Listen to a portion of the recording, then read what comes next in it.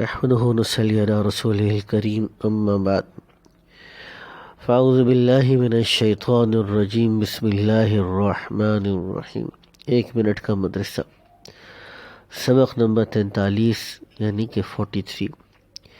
نماز کا ترجمہ ہم یاد کر رہے تھے۔ تو نماز میں ہم رکوع میں پڑھتے ہیں سبحان ربی العظیم۔ سبحانہ کا مطلب ہے میں پاکی بیان کرتا ہوں، ربی اپنے اس رب کی، العظیم جو بڑا عظمتوں والا ہے، بزرگی والا ہے۔ رکوع سے اٹھتے ہوئے ہم پڑھتے ہیں سمیع اللہ لمن حمدہ، اللہ نے سن لی، سمیع اللہ، اللہ نے سن لی۔ نماز کی سنتیں، تشہد میں اشہد ان لا الہ پر شہادت کی انگلی کو اٹھانا اور الا اللہ پر جھکا دینا۔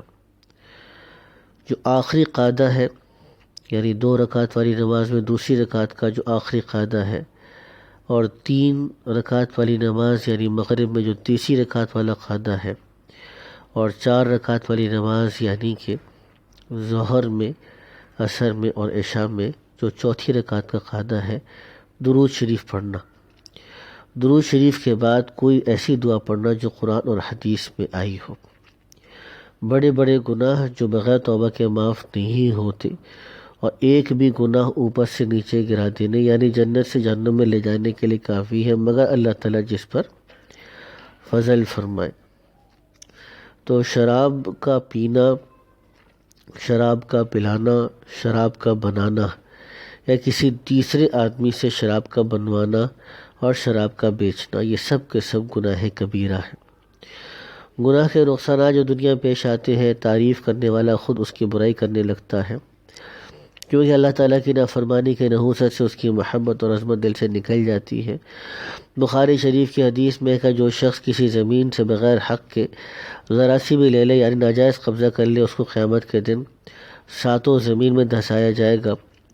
سب سے بڑا نقصان یہ ہے کہ اللہ تعالیٰ ناراض ہوتے ہیں۔ اگر گناہ پر کوئی اور سزا بھی نہ ہوتی تو صرف یہ سوچ کے گناہ سے بچنا ضروری تھا کہ کوئی شخص اپنے محسن کو ناراض کرنا پسند نہیں کرتا، تو اس محسن حقیقی اور ایسے کریم مالک کو جس کے ہم پر بے شمار اور لامتناہی احسانات ہیں، ناراض کرنا شرافت اور بندگی کے خلاف ہے۔ پھر اس کے علاوہ گناہوں پر دنیا اور آخرت میں سخت عذابوں کی وعید بھی ہے۔ نیکیوں کے فائدے جو دنیا میں ملتے ہیں، علم کی صورت آخرت میں دودھ کی جیسی ہے۔ بس جو شخص چاہے کہ جنت میں دودھ کے چشمے ملے یا حوض کوثر سے سراب ہو، وہ خوب علم دین حاصل کرے، خواہ کتابوں سے پڑھ کر یا علماء کرام سے پوچھ کر۔ نماز کی جو شکل ہے وہ نور جیسی ہے، بس جو شخص چاہے کہ قیامت کے دن پولیس رات پر اس کے پاس نور رہے تو نماز کا خوب اہتمام کرے۔ سب سے بڑا فائدہ یہ ہے کہ اللہ تعالیٰ راضی ہوتے ہیں۔ حدیث قدسی میں کہ اللہ تعالیٰ نے فرمایا کہ جب میری اطاعت کی جاتی ہے تو میں راضی ہوتا ہوں، اور جب راضی ہوتا ہوں تو برکت دیتا ہوں، اور میری برکت کی کوئی انتہا نہیں ہوتی۔ اللہ سبحانہ وتعالیٰ ہم سب کو بھی دین کی جو برکتیں ہیں دنیا اور آخرت میں نصیب فرمائے۔ وآخر دعوانا الحمد للہ رب العالمین۔